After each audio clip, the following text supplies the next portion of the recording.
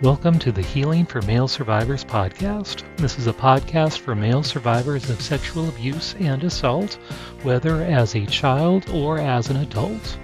Know that you are not alone and the abuse was not your fault. My name is Mike Chapman. I'm a certified recovery life coach and also a survivor. Let's find hope and healing together. Welcome to the Healing for Male Survivors podcast. This is Mike Chapman, your host and part of Polar Life Consulting. And glad you are here with us. We have a live audience here today. If you would like to join us live on future podcasts, you can learn more about how to do so on my website, and that's polarlifeconsulting.com/live. And my special guest today is Mahesh Grossman. Mahesh is the Love Heals Anxiety guy. He is a somatic hypnotherapist who specializes in overcoming anxiety, depression, and trauma, including Me Too wounds. He is the author of the book, The 1 Minute Anxiety Solution, link will be in the show notes, with 57 ways to lower anxiety in a minute, and the creator of the Defy Trauma course, link will be in the show notes as well, which features his 5-step Defy Trauma process. His unique approach to healing through hypnosis starts with connecting to and releasing the leftover emotional tension we hold in our body and using that as a tool to discover and break free of the old hurts that keep us stuck in habits like overeating and substance abuse, or in difficult mental patterns like anxiety and depression.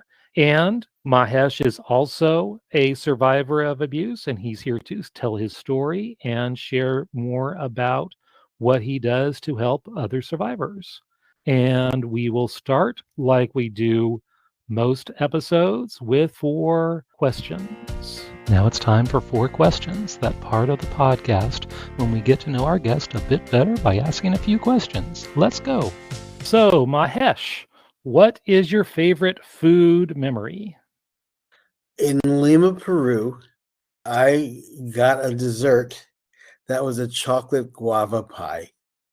And I've never had anything like it since. It's the sour and the sweet at the same time. It was pretty awesome. Wow, that sounds interesting. Yes, I went to Chile when I was in college, and yes, they had a lot of unique desserts. So I love and different fruits too that are unique, like chirimoya. Yeah, so that sounds like an interesting experience. Wow. How did you get a hold of that pie? Was it made for you? Was it at an It was in a event? restaurant. I was on a tour of Lima, Peru and Cusco and did the whole Machu Picchu, hiked for 4 days around Machu Picchu.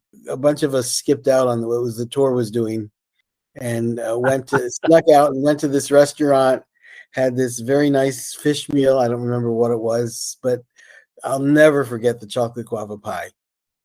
Wow. And everything was so cheap. And then we ordered some courvoisier.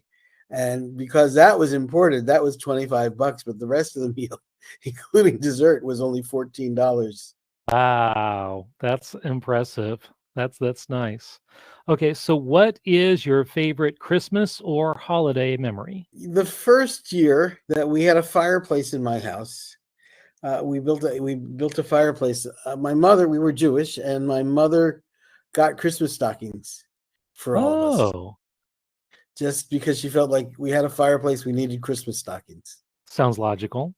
So did she do anything with the stockings? Did you get stocking stuff? Like magazines in there and stuff like that. Oh, okay. Nice. To this day, well, not to this day, because I don't do stockings for my 34-year-old daughter anymore, but till just a few years ago, she always, among the things that I would put in a stocking was a magazine. People so magazine, one of those. Right. Interesting. Yeah, I never thought about magazines for stocking stuffer, but it makes sense because it fits just really nice. Yeah, roll that up and that's nice. So what is your favorite church or house of worship memory? My bar mitzvah, there was some kind of profound. To that point, I'd never felt anything like it before. Spiritual energy while I was, sitting on the beam on the stage area, the front, the pulpit. Uh, there was just this kind of what I would call higher vibration, psychic energy, something like that. Through the whole, Right. The Friday night and the Saturday morning service, I could feel something very different than I'd ever felt before. Right. Yeah, you felt presence, and that's spirituality is so important. It goes beyond ourselves and to something greater. So that's wonderful. You had that experience. And what is your favorite scripture or any inspirational quote that has helped you on your spiritual journey? And what about it speaks to you? I think one of my favorite things is Byron Katie says, "You can argue with reality, but you'll only lose 100% of the time." I love that. I love that. Yes, because yeah, Yeah, reality is reality. Yes. whatever's happening is happening. You can say this is not supposed to happen, but no, it's happening. So Oh, whether you think it's supposed to happen or not, it's happening. right. And by the very nature of experience, it's supposed to happen whether we like it or not. Our way to, because there's no other choice. It's like it's the only alternative is what actually Right. happens. Right. So Exactly. it could be horrible, it could be wonderful. It is the only thing you can absolutely say about it is that it's happening or has happened. Exactly. Exactly. It's like trying to argue with gravity. Right. That's what it is. Yes. I love that. So I would like to hear more about your story. I know you are also a survivor, and I know different survivors' stories can often jump on the timeline. So wherever you want to start, that's how my story was because different things were revealed at different times. So I kind of jump all over the place. So would love to hear about your story as a survivor, and then up into where you started finding healing and what things worked for you and didn't work for you, and then to the present day and what you're doing now. Well, for me, none of it was in my conscious memory. So it started with a dream where I had a dream that I was with my boss. His name was Ira Marks, and we were talking about top secret clearance. When he got his top secret clearance, I'd been a headhunter, and we had placed military, people in military companies where you needed top secret clients. And he said, "Do you know where I got my top secret clearance?" And he said, "I said, yeah, New Jersey." And Ira represented something. Ira Marks was something that marked me. Top secret clearance was something that was secret that I'd been holding in secret. And within 24 hours, I had a really clear sense that I'd been molested. As I was driving to my first therapist, it was very clear it happened in kindergarten. There's this song and a chorus line that either I heard on the radio or I just kind of heard the tune in my head. And there's this line, "Imagine me a kindergarten teacher." And I knew it was in kindergarten. And clearly it became my next door neighbor had walked into the bathroom and molested me, which explained why I scream all the time when I'm not aware of anybody and they show up. And this is, as much as I've healed, we have software inside us, and the software will go off. And if somebody suddenly appears in my consciousness that I wasn't aware it was there, I scream. And so that was one of them. But there were four other people. My father, my mother, my grandfather, and my grandmother all molested me as an infant. My grandfather a few more times in my life. None of this was something I knew.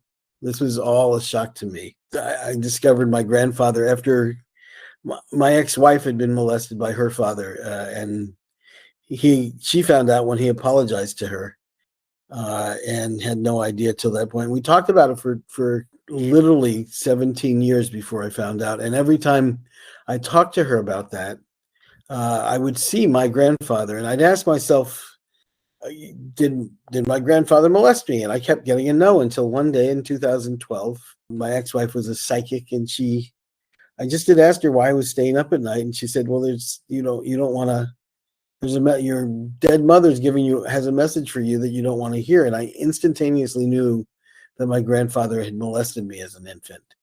So slowly but surely, these other things began to come clear to me at different times. Weirdly, after that first, the next door neighbor molestation, that showed up after I ended therapy with a therapist I'd seen on and off for 15 years. So I knew he was the wrong one to work with. Right. Because, he had 15 years. And so it was a very strange thing to go through because I went to 5 different therapists. It's a really interesting thing. Working with a therapist who has not done their own work was a terrible thing to experience. Yes. And one woman, when I said, what kind of inner work have you done? She said, I do yoga and meditation. I'm like, okay, yeah, that's not inner work. And when she took me through a process, which I totally understood the process, I knew a lot about I'd been trained in something called psychodrama, and this was very similar to things I'd been trained in. But the energetic experience of this kind of the space she held, it felt completely unsafe. And then I went to a couple, I went to the best known therapist in Santa Cruz for sex abuse. She was about what year was this, Mahesh? This was 2007 probably. Okay. All right. Because this was the first one, 2006 or 2007. She was like, oh, well, sit here so you can feel young and whatever. And I'm like, no, this is terrible and doesn't work. I can't believe she's the best therapist in Santa Cruz.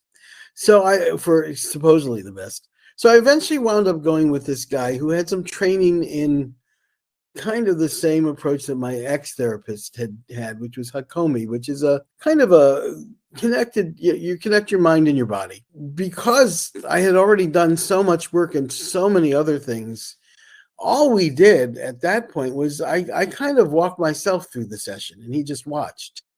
And everyone, and it was just like I needed an observer to do this work. Well, that was actually later, but actually, no, I think he was. It's hard. It's hard to remember at this point.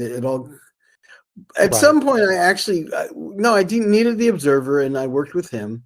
At some point, I wound up being trained in psychodrama by my own therapist, and we actually wound up doing a scene about this work also. But basically what happened was, I had developed enough skills that I could do this work. I went to a group of male survivors, and I was just so far, I had already done so much work on myself by the point that this happened. I'd been doing therapy since 1986.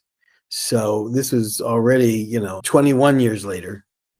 So it was like, okay, yeah, I'm really far ahead of most people when they discover these things. And so eventually what happened is after I discovered my father, I went to a therapist for 6 or 7 weeks.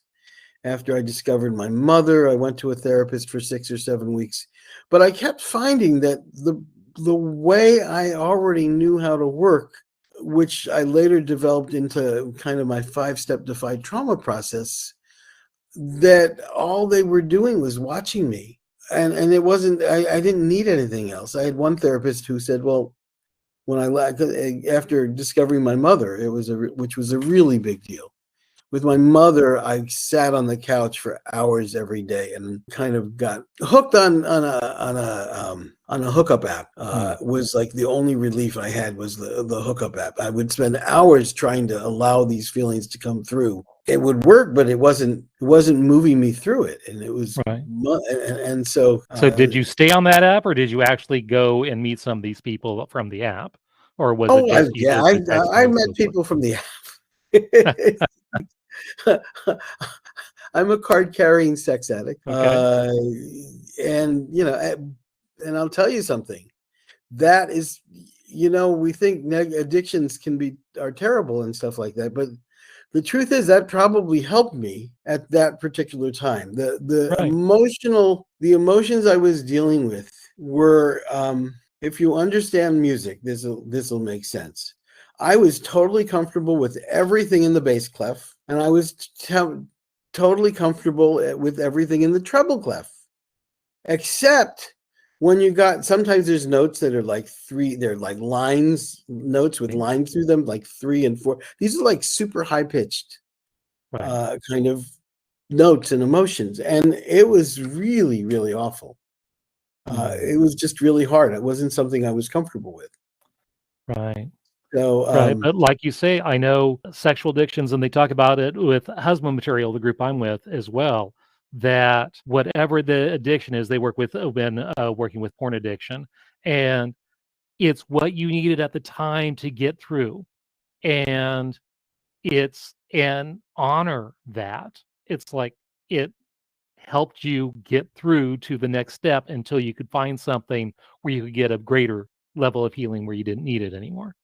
But right, yes, that's part of the journey that, yes, you needed something to numb the pain until you could find a healthy way to heal the pain. right. Oh, yeah, and even though I had a healthy way to heal the pain, it's like it was so encompassing. There was just so much. Right. There Exactly. was just so much. I was flooded with so much, and there was more. I mean, my dad also tried to kill me when I was 30 days old. Mm, My mother wow. hated me because she was afraid he would abandon her because he hated me. So there was, the first time my mother molested me was because she saw my grandfather molesting me, and she thought magically that if she did it to me, my father would like me. It was all kinds Wow. of crazy stuff. And so basically, I was gang raped one after the other Right. at Right. maybe 4 months old. I have no idea exactly what age, but I know it was under 6 months old. I mean, Right. she blamed me for my grandfather molesting me because a child on a changing table who can't even crawl yet is very seductive. So, Right. but these are all the things. But I also developed this profound skill at healing things, partly through things I already knew, partly when I became a hypnotherapist, and partly, I work on whatever's up almost every single day of my life. There's some days where Right. nothing shows up, which is awesome, and I wake up with a normal person, like a normal person. But most mornings there's some kind of tension in my body that's like, okay, you need work. Right. Yeah, it's a never-ending process, and I know I've gotten pretty deep levels of healing, but I still get triggered, sometimes severely. It's okay. It's part of the process, and then we just continue to heal and find ways to go deeper. But no, yeah, it's gonna be a process for sure.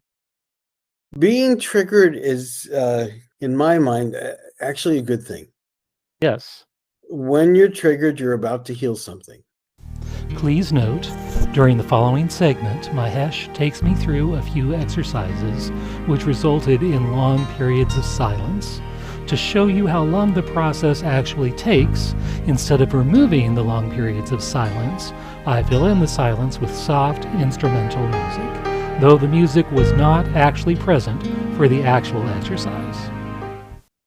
And I have Yes. a really, really profound process that helps you find out what you're triggered about and begin to heal it. Right. And these are the first couple steps of my Defy Trauma process. In fact, I give away something called the Emotional Overload First Aid Kit, which is a Emotional overload overload first aid first aid kit. I kit. love it. And everything is everything about me is at anxiety123.com. I wanted to make it as easy as 123. So you can find this free process at anxiety123.com. If you want, I can take you through the process right now. I'd love to hear it. Okay. Well, I'm actually going to ask you to do it with me. Okay. So take a moment, think of something that triggers you or upsets you. Or if there's nothing going on, we can just notice where you feel tension in your body. Okay. Yeah, yeah, big trigger. Yeah, we can go there. Okay, you got it. Good. So notice where you feel that in your body.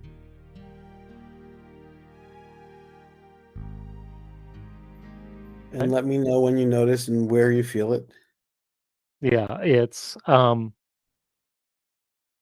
head and face and lungs, Okay. whenever I do you want me to explain what the trigger is?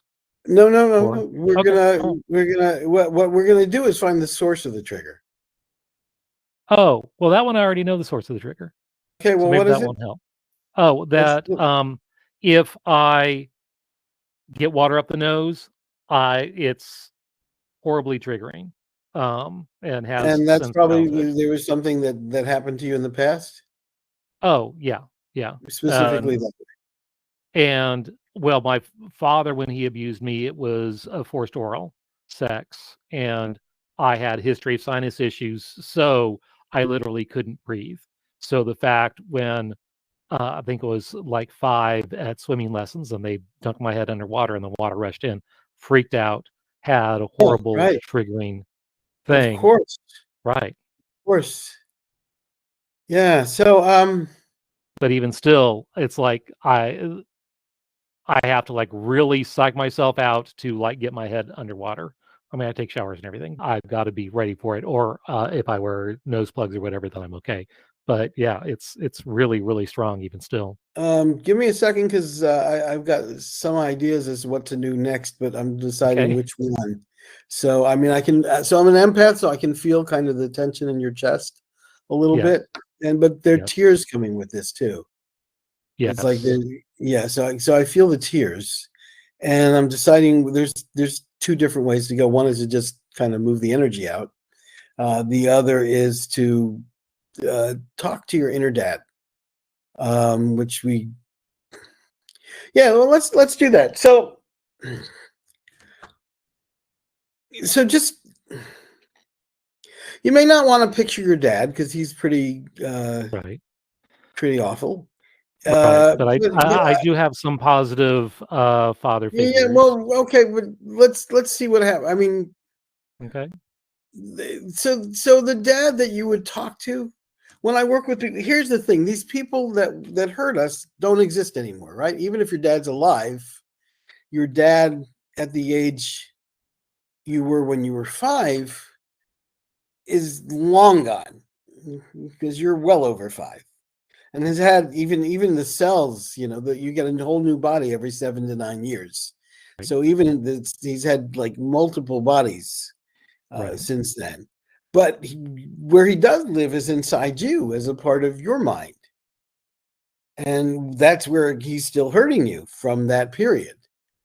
So I have people talk to that dad that lives inside them, but when it's difficult, when it's somebody difficult that really hurts you a lot and who's really, really etched in stone, I use kind of an understudy method. And by understudy, I mean someone you know and love. We're looking for them to be the good version of your dad. So it's either someone you know and love and trust and can have them be that person. It could be a spiritual figure. It could be a character from a book, a TV show, or a movie, or comic book, or it could be uh, a celebrity. Mhm. So who would you like to play the good version of your dad? In today's Um, performance of your life, the role of your dad will be played by. right now, I'm thinking my father-in-law, he passed away, a long time ago, but I definitely looked up to him. Yeah, that My doesn't yeah. have to. I've been using Edith Bunker for my mom, so She was a great mom. I loved Edith she's Bunker. she's perfect. I've it took me a long time to find her, and Elvica, and she's really perfect. So Yeah. so your father-in-law, what's his name? Bobby. So in today's performance of your life, the role of your dad will be played by Bobby. Okay. And so you're going to say, Dad, you're going to picture Bobby and you're going to say, Dad, it really hurt me when you made me do those things. Mm. Yeah. And you're going to see what Bobby does. Not Bobby, but Bobby's your dad. Right. And when we use the real dad, he usually makes excuses. I'm not sure what Bobby dad is going to do. So picture Bobby as your dad and say that to him again. Dad, it really hurt me when you did those things. And Dad, it see, really hurt me when you did those things. Yeah. yeah, and see what does Bobby do? Bobby as your dad do. He's still Bobby, and he's got tears in his eyes, and at the pain that he knows, that he feels, from what I experienced. Yeah. So see what. So does he feel sorry?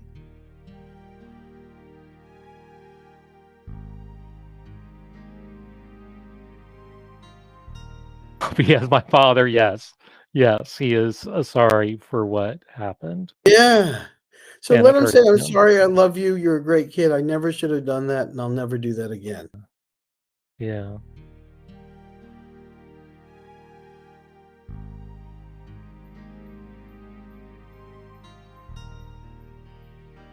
Yeah. And notice how that feels. Notice how your body feels now.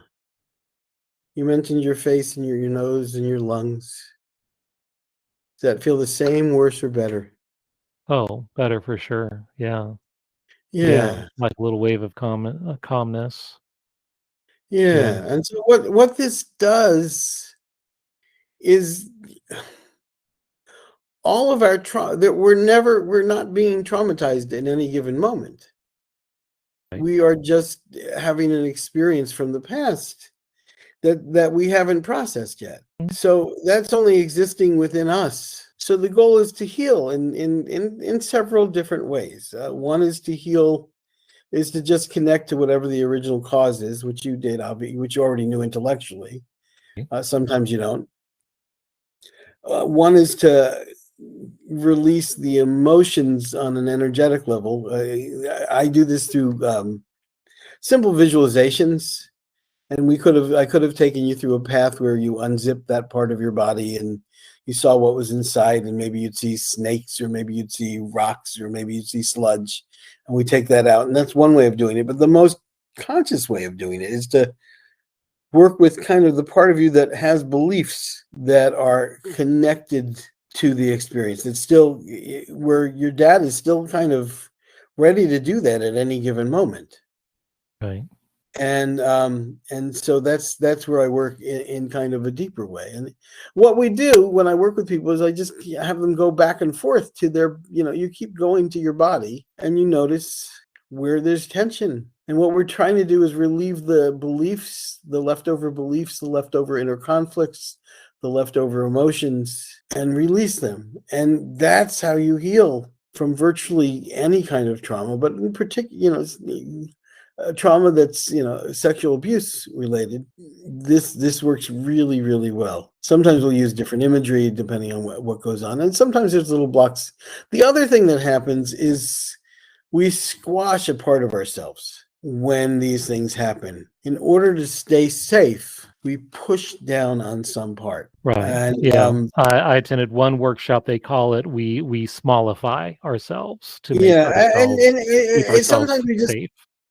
it's not just smallifying, it's just cutting off our joy, our sense of Right. safety, our confidence, our creativity, whatever it is, but it's something that's smashed down. Right. And there's a technique that I've changed completely from the original version, but in native cultures they have something called what they call a soul retrieval, where they feel like you've lost a part of your soul and you need to get it back. I always think that's a bad name for it, because what you're really doing is you're finding something you squashed inside yourself and you're unsquishing it. I have another technique that I do for people that I think you're going to enjoy.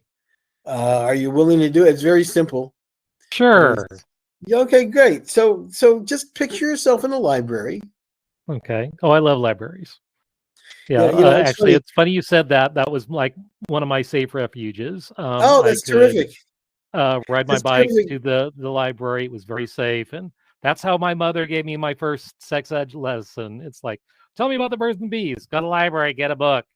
Oh boy. So yes, yeah. So I did.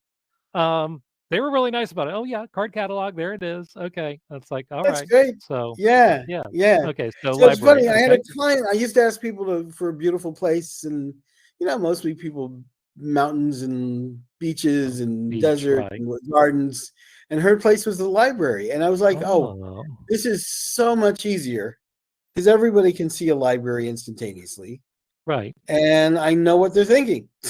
So, with the right, exception that younger people will hear click clacking in the background, and older people, computers, and older people right. will not, because their childhood libraries were before computers. At Right. any rate, so you're going to see this library. There's a few tables in the front. There's a bunch of bookshelves, and then there's some more tables in the back. Right. So walk over to the tables in the back, Mm-hmm. and you'll notice a beautifully wrapped present on one of the tables. Okay. And what color is the wrapping paper? Green. And does it have a ribbon? Yes. What color is that? Red. Okay, great. So open the present however you do it. Some people Okay. were super neat, and some people were more like dig in. Yeah, the dig in, tear apart. Yes. Yeah, Get it yeah. And done. Yes. see, so what kind of box is it? It's rectangular, maybe about 2-3 inches high and about 4 or 5. I guess that's about That's interesting. 2 feet. 2 Does it feet by okay? 1 Does feet. it does it Slightly have bigger a than a shirt lid? box. Yeah. Well, it's a box, but yeah. It's kind of like Well, a because a lot large of size people are of a getting shirt box. Amazon boxes these days. Right. It reminds me of the larger size of the 2-piece shirt box you'd get at the department stores. Got it. Okay, Yeah, great. like that, where you can just So slide it open the off. box Yeah. Okay. and let me know Okay. what's inside.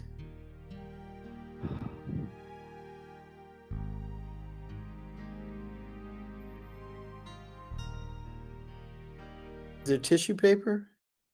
Yes. 'Cause those boxes always have tissue paper. Yeah. Yeah.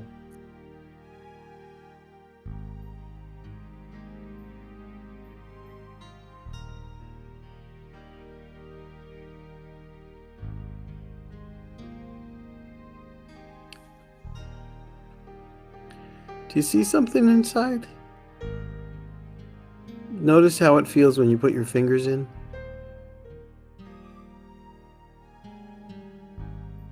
It's very scary. I don't know why, Well, that's but it's interesting. very scary. And it's like just sense like darkness in there in Okay, the well, let's present. do this. Let's ask that box if it's something to keep or something to get rid of.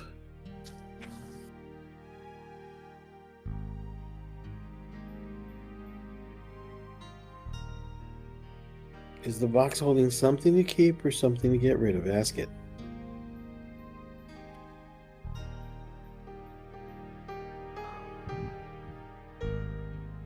Yeah, it's something to get rid of, but it was yeah, actual present. I don't know why I went there, but yeah. Um that I was thrilled to get it as a boy Christmas present. It was a big giant hairy gorilla with big arms, almost as big as me, and I thought it was the coolest thing. I could hug it, sleep with it. Then looking back at my story, because yeah, like you, I had repressed memories till I was like 30, and then uh, the fact that I was trafficked came out in 2019. But um, he was a scapegoat. So if I had a bad dream, oh, someone's attacking me.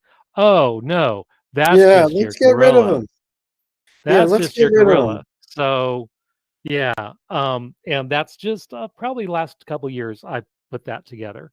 Okay, That yeah, let's let Superman come in and just take the gorilla and throw it into the sun. yes, yes.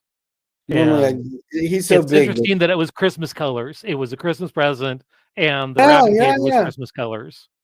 And I was excited to get it, and then it's like, yeah, there's like this darkness. Right, right. So yeah, gone. Yes. Do we have time for you to open another present? Yes. I'm in charge Okay, of well, time, so on yes. another table in that library is another box with wrapping paper. Okay. Okay. This is yellow paper, blue ribbon, not a Christmas present. Probably a birthday present. Okay, good. Well, it's just a present, so I know. But before it was like a Christmas present because it was a Christmas present. Yeah. So, Understandable. yeah. So this is very clearly not a Christmas present. So open it again. Okay. And let me again, know about what the kind same of box it size. is. About Say it again. about the same as the other one, about the same size. Let's see what happens when you open that.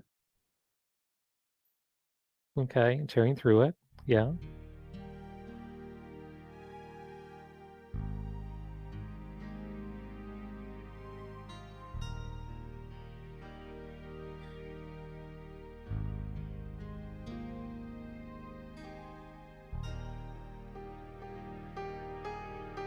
It may take a second. It may.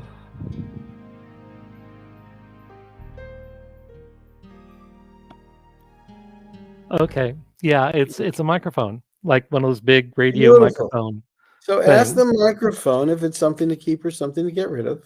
Oh, it's something to keep. I already know. Yeah. I know, Yeah. but I have this ritual because I have to ask. Okay. All right. Sometimes I'm fooled.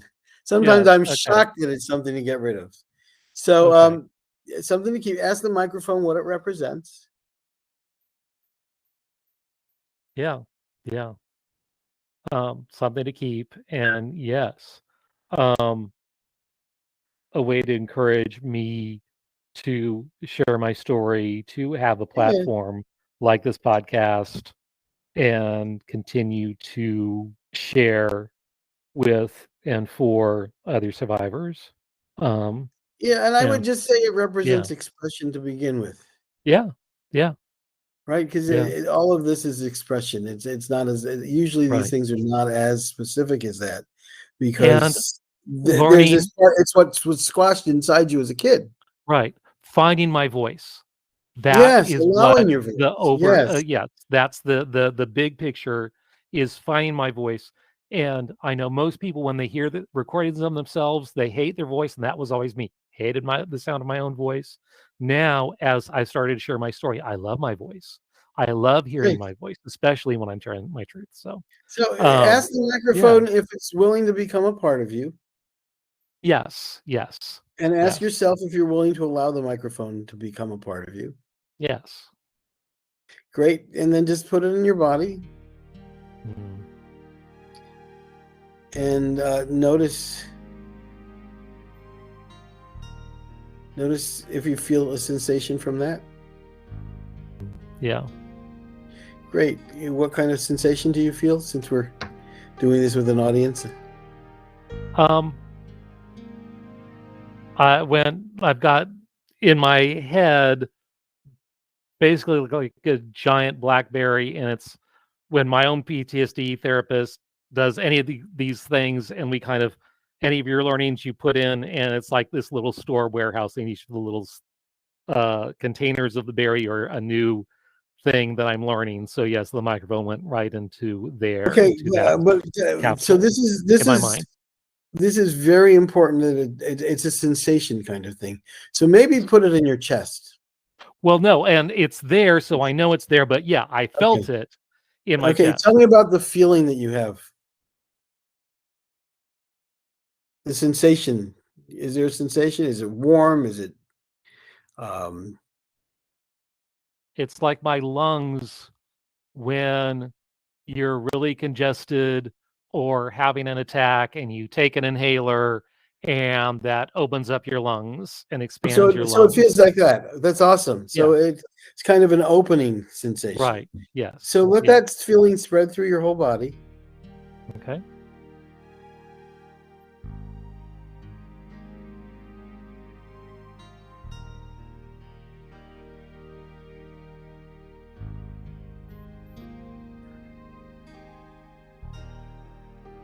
Okay. And then put your hand where, well, first, what's the word you would use to describe the feeling? Openness. Expansion. Expansion. Beautiful. Put your hand where you feel the most expanded. And every time you say the word expansion and put your hand there, you can feel this way again. Hmm.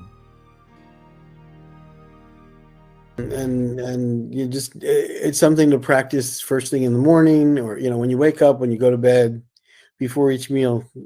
Just Right. put your hand there and say expansion, and you'll feel that way again. And it has to be lodged in your memory, because otherwise you'll forget to do it, and it doesn't Right. do anything then. So Right. I did this with a woman whose husband had been murdered by someone they knew and who had Wow. been depressed for 20 years.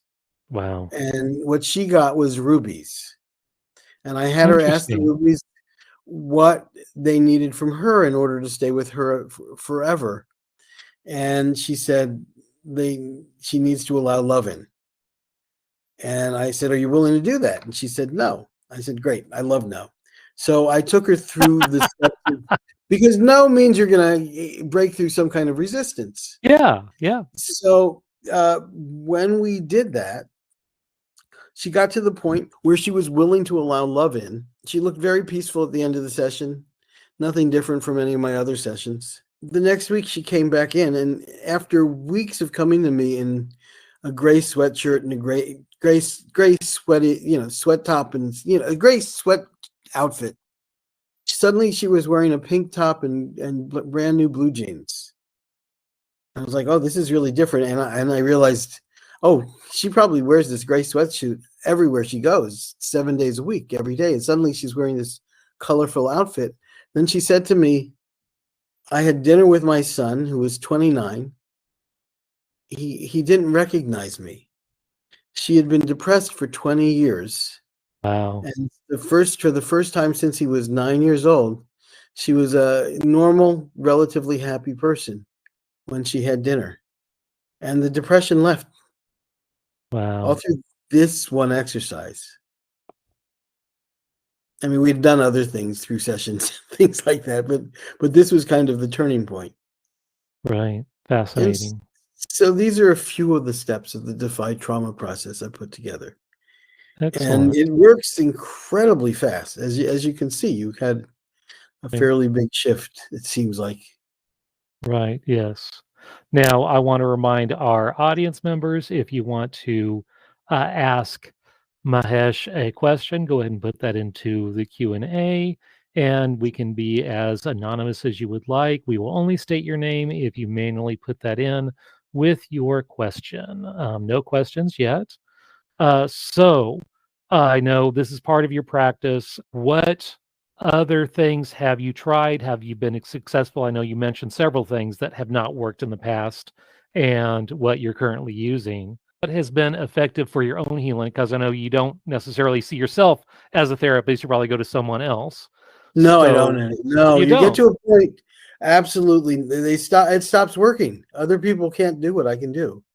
The Right. whole point of a good therapist, especially when it comes to trauma, is to help you be able to connect to the subconscious mind and heal that. And what I've done is I've developed this 5-step defied trauma process, which is I have a whole course that you can go to. If you go to anxiety123.com, you'll find that the whole course there. It's a daily practice for me. I would go to therapists and they would tell me, I can't do what you can do. I can't take you to those places in the same way. I mean, the practice that got me started was Hakomi, and I was trained by that Hakomi therapist in psychodrama, which influenced me. And I became a certified hypnotherapist. I call myself a somatic hypnotherapist because the whole point of hypnosis is about moving into a state where you're connected to your subconscious.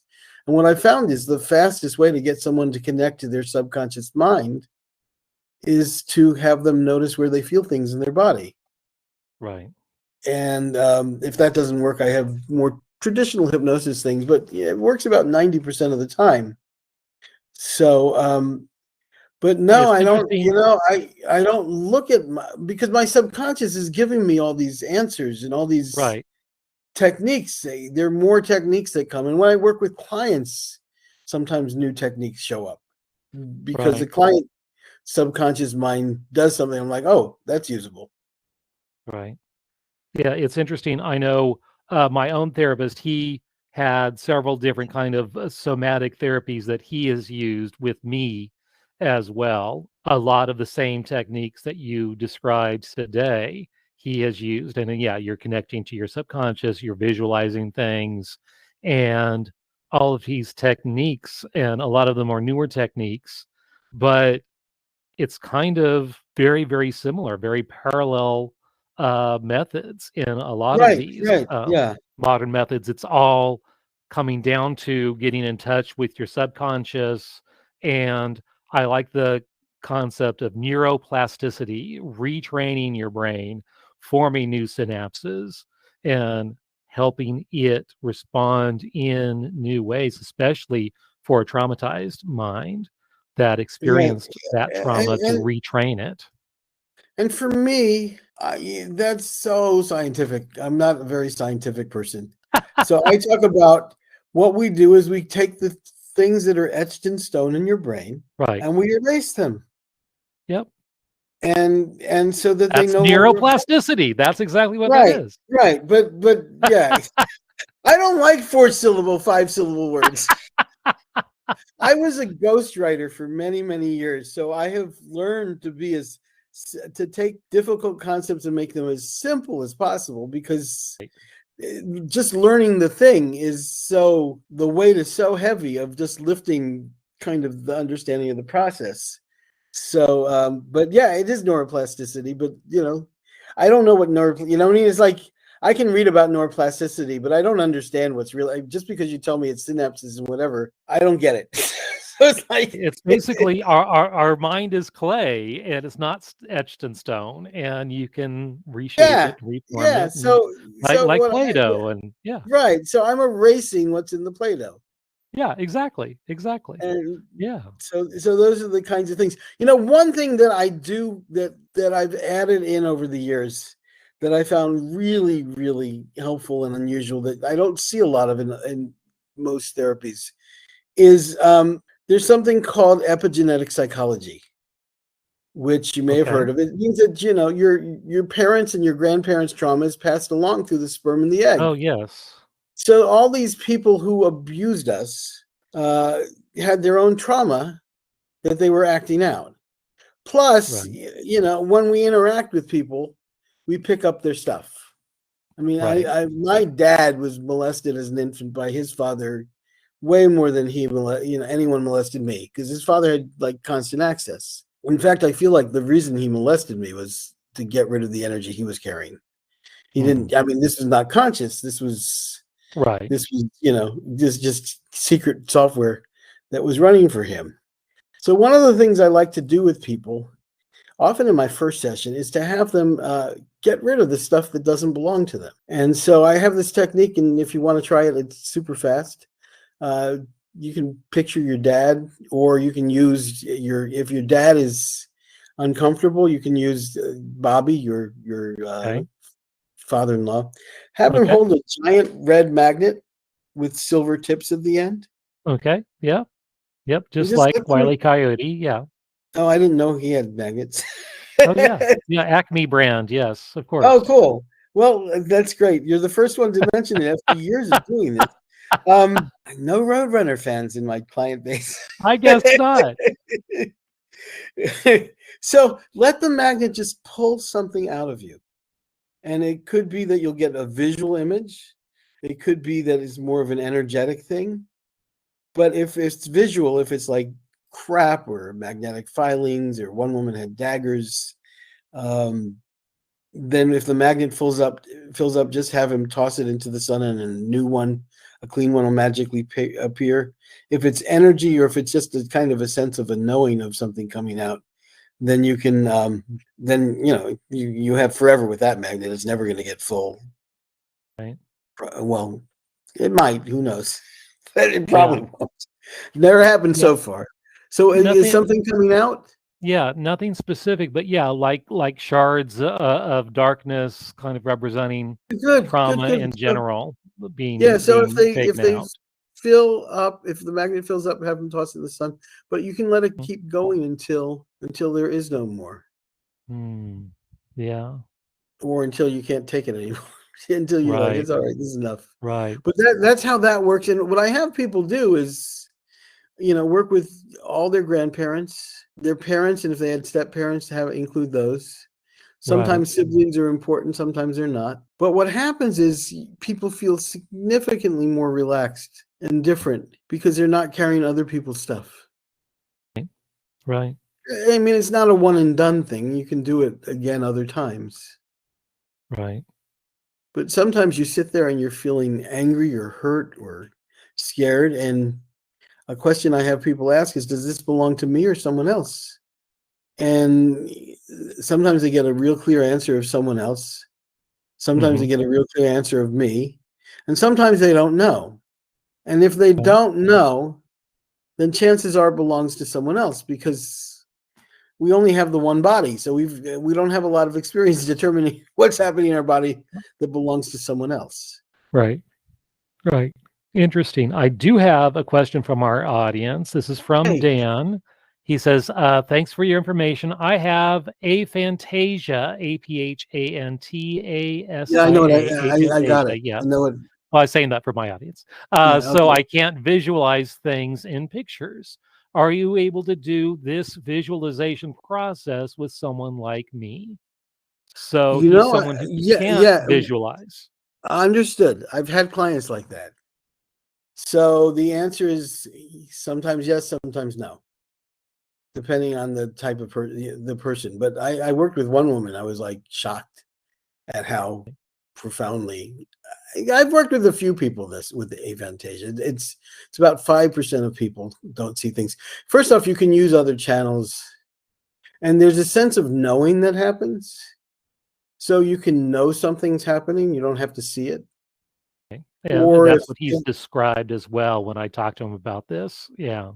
And how yeah, that so aphantasia works in sometimes ozone you can also therapy. use hearing and sensation, but if those things don't work, these things tend to work with, on a psychic level, it's called clairsentience, where this sense of knowing, a clear sense of knowing. And you can know, like if you were to do the magnet technique, you may not see all that stuff, Right. but you can have a kind of a knowing that it's happening, and it's kind of an aha knowing, right? There's that intellectual knowing or thinking that is happening, and then there's just kind of the aha moment, like the moment that you experienced with your father-in-law playing the role of your dad, being just so sad. Right. When you told him that's an aha. All these things are happening in what I call the aha space. Right. That happens with aphantasia too. That makes sense. That makes a lot of sense. Thank you for that. Any closing thoughts? Sure. The big thing, just in terms of hypnosis is a very normal state. We all are we're hypnotized thousands of times in our life without ever going to a hypnotherapist. If you ever go to a movie, and if you're the visual kind of person, if you ever read a novel and it says she saw a gray rock castle with a cherry red door, and you see that castle and door, guess what? I would just say, picture a gray rock castle with a cherry red door. So you're being hypnotized anytime you read a novel. If you watch a movie and you feel sad when bad things happen to the main character, and you feel good when good things happen to the main character, you're hypnotized. None of this is all happening in your imagination. Right. Even if, and so, or if you've, ever played a video game and somebody called your name and you didn't hear them, you're being hypnotized by the game, or missed your exit on the freeway because you were lost in thought. Hypnosis is concentration, imagination, and connection to the subconscious. And we've had those moments all along. Frankly, the best things that happen in therapy for most people are really these aha moments where which come from a form of hypnosis, whether you realize you're hypnotized or not. Right. Well, wonderful. Thank you so much for being here, Mahesh, and sharing your story and sharing these techniques. And if you want more, he mentioned several of the links, and I'll have more in the show notes. Yeah, well, well. the best link where you can get everything is anxiety123.com. Anxiety123.com. That's as easy wonderful. as 1, 2, 3. That's right. Thank you so much, Mahesh. And again, if you would like to join us on future episodes, you can find the information on polarlifeconsulting.com/live. And thank you so much for joining us for the Healing for Male Survivors podcast. If If you would like to learn more about my coaching with Polar Live Consulting, where I provide one-on-one coaching and group coaching, both with a focus on healing for male survivors, reach out to me at polarliveconsulting.com. That is Polar spelled Polar. I would love to hear from you. I want to hear your story. If you would like your story featured on this podcast, contact me via my website. If you like this podcast, please rate and review, because that's how other people can find me, and I really want to spread this message of healing and hope to others. And remember, you are not alone. Healing is possible, and the abuse was not your fault. Let me repeat that. The abuse was not your fault. See you next time on the Healing for Male Survivors podcast.